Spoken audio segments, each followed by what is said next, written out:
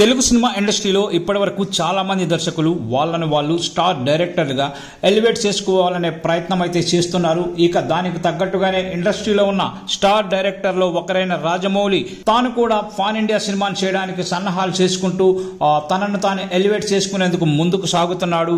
ఏది ఏమైనా కూడా తనదైన రీతిలో సత్తా చాటుకుంటూ ముందుకు సాగాలనే ప్రయత్నం అయితే చేస్తున్నాడు జక్కన్న.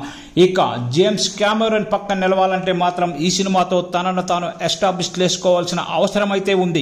మరి తను అనుకున్నట్టుగానే SSMB 29 సినిమా భారీ సక్సెస్ సాధిస్తుందా లేదా అనేది తెలియాలంటే మాత్రం సినిమా స్టార్ట్ చేసి రిలీజ్ అయ్యేంత వరకు వెయిట్ చేయాల్సిందే. ఇక మొత్తానికైతే వాళ్ళని వాళ్ళు స్టార్ డైరెక్టర్ గా ఎలివేట్ చేసుకోవాల్సిన అవసరం అయితే ఉంది.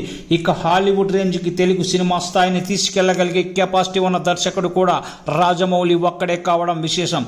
మరి ఆయన ఈ సినిమాతో తనదైన రీతిలో సత్తా చాటుకునే విధంగా ముందుకు దూసుకెళ్తాడా లేదా అనేది కూడా తెలియాల్సిన అవసరం అయితే ఉంది. తను అనుకున్నట్లుగానే SSMB 29 సినిమాతో ఆయన తెలుగు సినిమా స్థాయిని పెంచితే మాత్రం తెలుగు సినిమా ఇండస్ట్రీని పాన్ వరల్డ్ లోకి తీసుకెళ్లిన వన్ అండ్ ఓన్లీ డైరెక్టర్ గా రాజమౌళి గుర్తింపు సంపాదించుకుంటాడని చెప్పడంలో ఎంత మాత్రం అతిశయోక్తి లేదు.